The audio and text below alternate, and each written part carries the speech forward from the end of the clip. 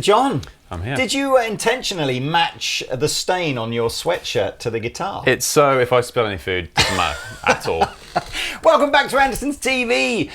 Digital John is with us today, which means Digital John. we're obviously not using analog amplifier technology, and we must be doing something digital. Yep. So, Mr. John, tell us what's happening today. Today we've got things in real life, not on screens, an actual pedal, the new TC Impulse, which is TC's dedicated IR response, impulse response loader. And essentially this is going to mimic and take the place of an amp in front of a speaker cabinet. Okay, so A mic in front of a speaker cabinet, even. What Or did an- I say? Well, you said an amp in front of a speaker cabinet. Probably not that. A mic in front of a speaker cabinet.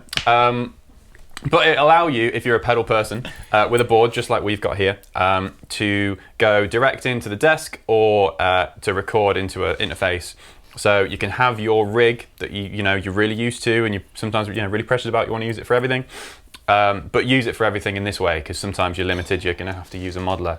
I'm excited. So, people who can switch off now will be people that own a Kemper or a Quad Cortex or any multi-effects modeling type product, because this kind of technology is already built into that. Although, maybe stay watching, because maybe this does that bit better than what the inbuilt one of your unit does. But what we're going to do in this demo is mess around with some pedals that are actual amp sort of emulation pedals, so preamp emulation pedals, and we're going to use those with just pure straightforward speaker impulse responses on here. We've got some just normal distortion pedals here, and we're going to mess around with those into some cool IRs in here, which are actually IRs of an amp and a speaker cabinet. And then we're going to compare it to something like, well, not even something like, we're actually going to compare it to the Iridium, which is probably still the best selling kind of amp in a box with its own built-in sort of IRs there. And this is cool. Some of the patches on these are actually impulse responses of mic'd up acoustic guitars.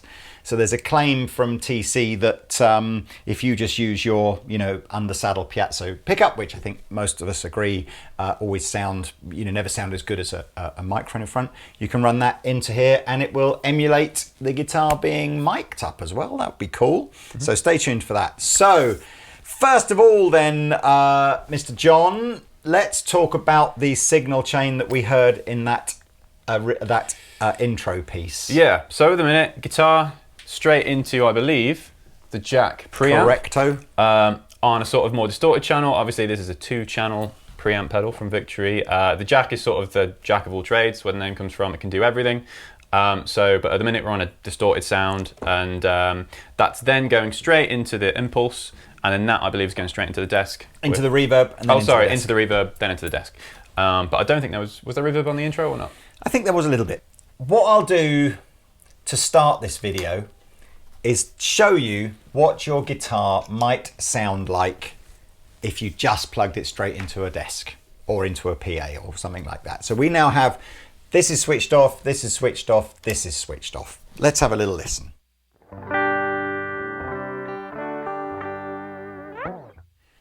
I think we're all reasonably familiar with that. It's very clean, it's dull and lifeless, and it's exactly what a magnetic pickup sounds like straight into the channel of a desk. The first thing that I'll do is very quickly show you how quickly horrendous a guitar can sound like. You've probably all done this yourself as well. So what happens if we put distortion straight into a desk with no speaker emulation?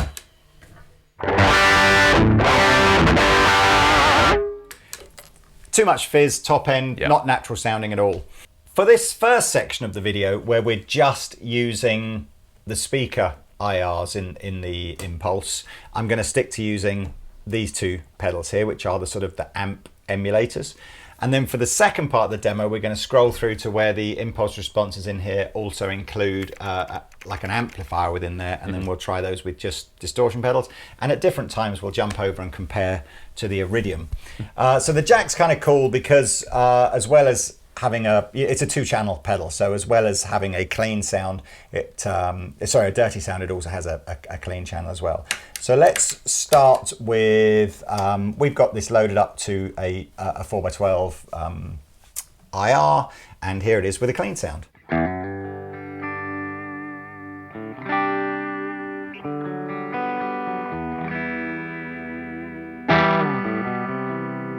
And you can see, I love to do this demo. Here is here's what just a guitar into the impulse response, but with no sense of an amp as part of the chain. So you'll get, it'll still sound fine, but it'll be that slightly lifeless sound if you just play now. Yeah, and then with an amp on.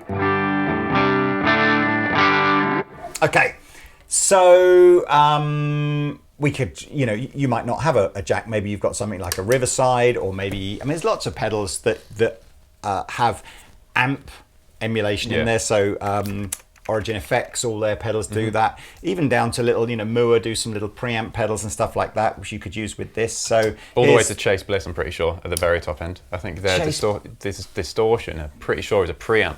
Yes, with the faders. Yes. There's who else? Benson do preamp. Anyway, here we go.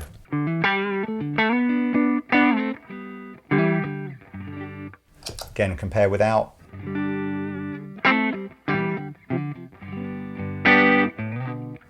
We can gain up the Riverside if you want to.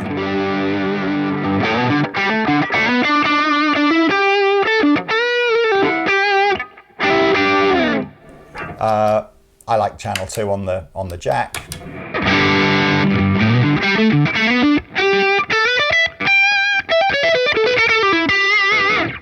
Okay, so we will just compare that. Let's give you a couple of tones on the Strymon so that you can kind of see what it sounds like. So our signal chain now, we're going into the Iridium, into the Blue Sky, and into our desk.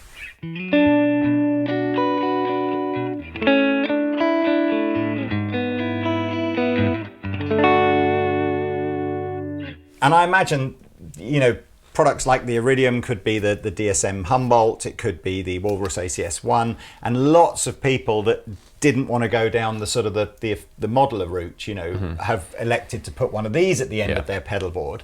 But these, typically these kind of products are £300 or £400. The TC Impulse is about 100 quid. So I can see a lot of people going, oh, I fancy trying that.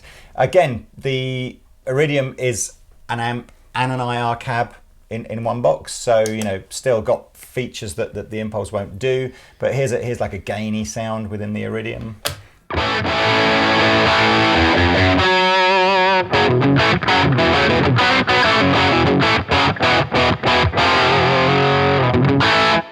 And that's a great pedal. There's nothing wrong with that. But anyway, so jumping back over to here, I think what we'll do now is we'll get a clean sound up on the jack, and we'll go through the first 10 or so speaker presets, and then we'll do the same with a driven sound on here.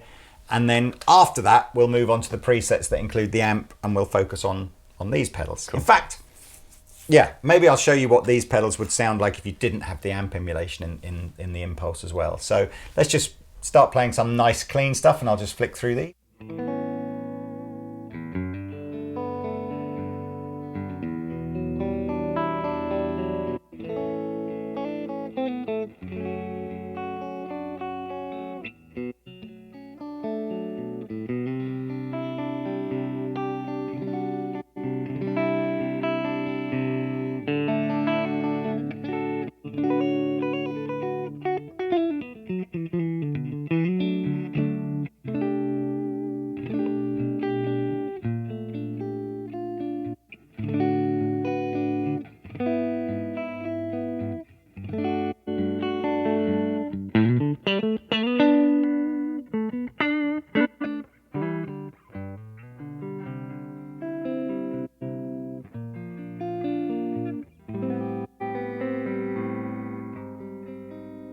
I'll do the same with a dirty channel. What you can see as we go through the names, even though we only went through the first 11 presets there, which, if I haven't said already, are the official Celestium ones, which you get free with this. you can see, you can go, oh yes, that's the speakers you typically get in an AC30. That's the speaker you typically get in a Fender Deluxe. That's a 4x12 that you'd use with a vintage Marshall. There's a 4x12 that you'd use with a modern gain sound. Yeah. So they're all the obvious ones are in there, which is kind of cool. Right, over here, and we'll go back to patch 1. Go. Nope, let's turn it on.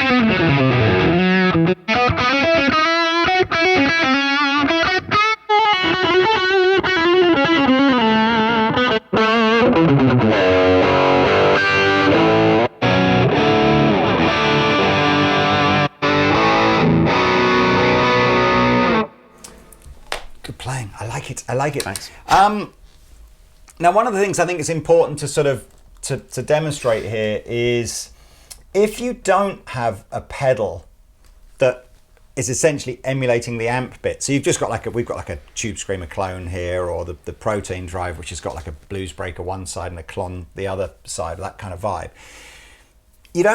You sort of lose that sense of aliveness. But anyway, let's go to the 412 that we were using lots. Here's the 412, and with nothing else on other than the impulse response. It sounds like this. And then I'll put, say, the Tube Screamer on.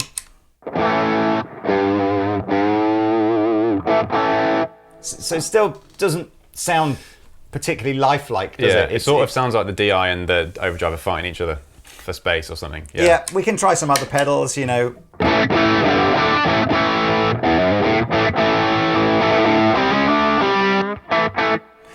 And we did find, messing around with this earlier, that by just compensating with the tone control, you can get some of that brightness back.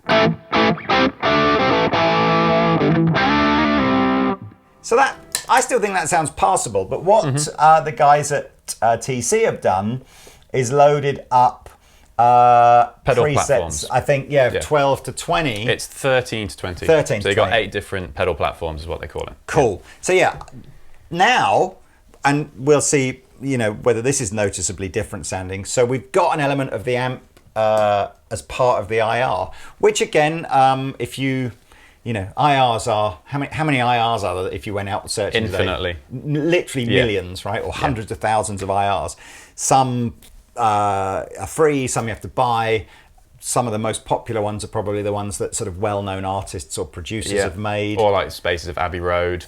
Or places like that. Yeah. What's cool as well, if you're slightly technophobic like I am, what I did like is when you connect this to your computer, there's no Wi-Fi or Bluetooth or anything, it's a ye olde fashioned USB cable, you just get a really, really clear pop-up in the middle of the screen of the 99 memory locations that there are within the Impulse pedal, and you simply drag files from the folder on your computer into the slot that you want it to store it to on the Impulse response, and that's it, the end.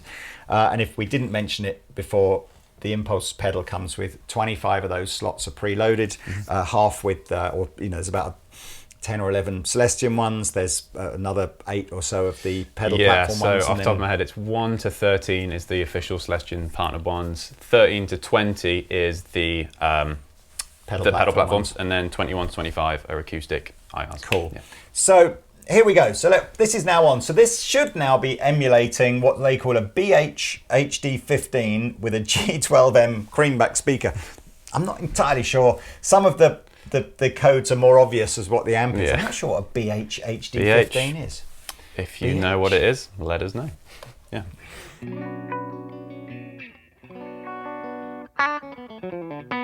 Do you know what? Straight away, it's got a bit of extra presence that you weren't getting. Well, in fact, we can quickly demonstrate. So if I just go back to one of the ones that didn't have a... Oh, yeah. Yeah. That's no amp on that, and you can hear it's slightly duller, can't you? And then we go back to the one with the amp. Instant, night and day. Now this is just a 112, a 112 cabinet, so it may not be the one that we like the best, but let's try it with a tube screamer.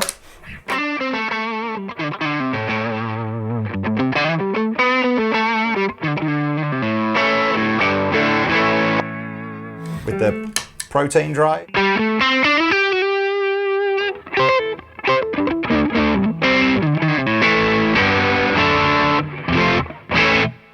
I'll leave it on this one, and I'll just flick through the 8 or so pedal platform settings on here.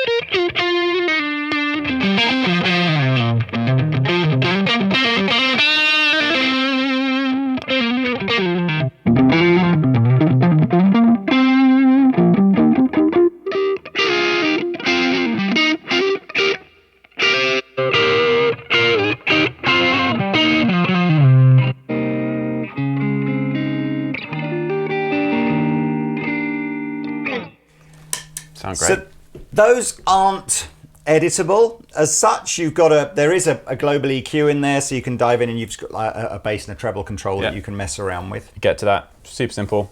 Hold the top two buttons and then left or right to affect your highs and lows. Yeah. But that's kind of that's not really the point with IRs, is to sort of edit them as such. The point is just to find the one that you like, or the ones that you like, and just use those. And as John said before, you spend your life going through IRs if you really want to. I think there's a general sense that, if you go onto some of the sort of IR communities, there are certain preset packs that you buy by certain people that are generally considered like the best ones.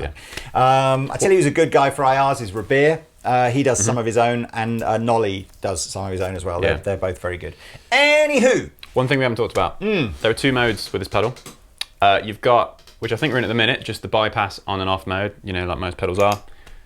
Goes off sort of in a sort of dimmer fashion when it's bypassed, and then on like that. But I think obviously this is so you can do it with your foot. So if you hold it down, then goes into A/B mode, where you see here A and B appear, and then you can switch between two IRs. So you may want a different cab for your lead sound or for your clean sound or something like that, which is something that you wouldn't be able to do in real life, but is a super handy feature at the end of the day. So. One other thing when we're talking about IRs, because I was, not all IR pedals or devices are created equal, and this got slightly technical for me anyway, but hopefully for those of you familiar with IRs, you'll this may mean more. So an IR is a length of time. So it's a snapshot of a bit of a sort of an acoustic emulation over a period of time, and different devices that will then play back those IRs or effectively introduce those IRs into your chain, depending on their processing power, will play a certain amount of that IR. Yeah. And I'm not picking on Mua here, but it's just purely and simply because the guy I was talking to knew the technical spec of the Mua radar relative to the TC Impulse. So I don't have any relative data for things, what might Strymon do and what might Boss do, etc., etc. But perhaps you guys know or can find out. But the TC one has the processing power to effectively emulate 200 milliseconds of an IR.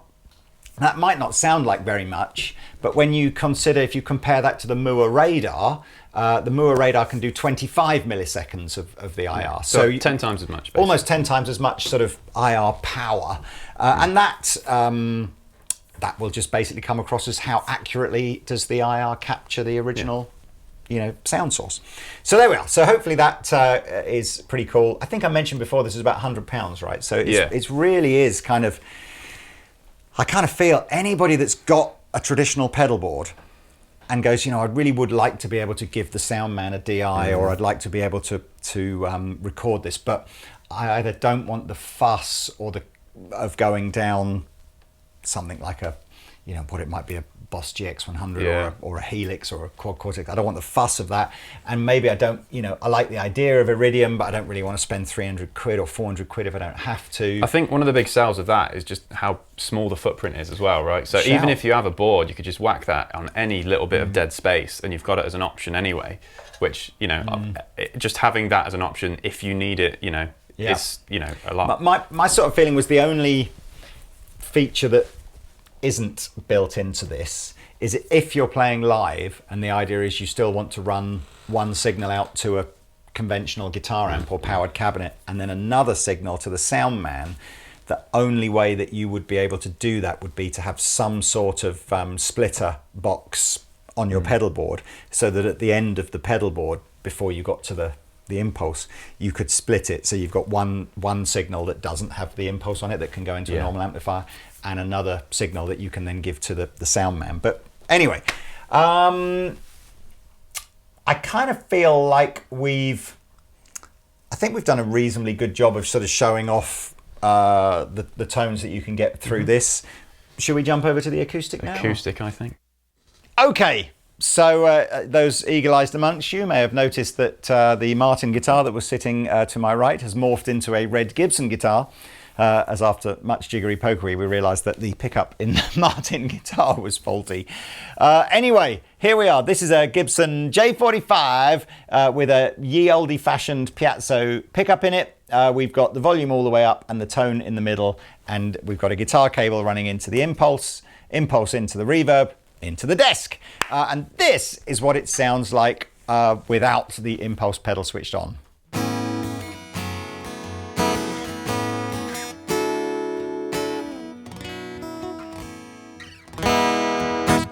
Sounded pretty good to me, but let's hear what it sounds like now with this switched on.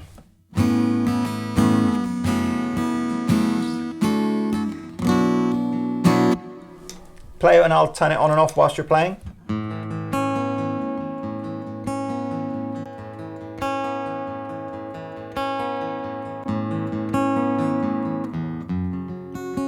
Fattens it up a lot, doesn't it? Yeah, a bit of mids, bit of body. So we've got 4 or 5 of these, so let's try the next one.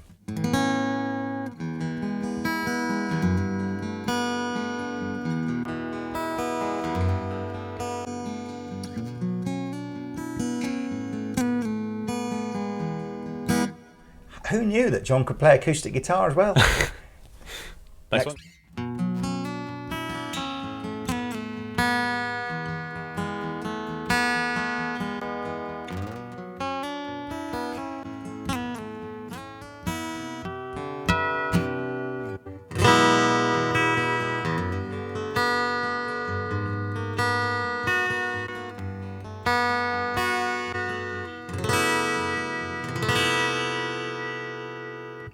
These are crazy things, impulse responses, because I think the first 2 or 3 are responses of a microphone, so I sort of get that. This preset would allude that it's a response of a guitar. So you're overlaying the impulse response of a Martin D28 over a Gibson J45. Yeah. Sort What's of slapping halfway between a 28 and 45? Is that 30? Oh man, 6? mental maths. Oz. Anyway, last one I think is, we have one more. Let's just have a quick play with this one. That's scooped.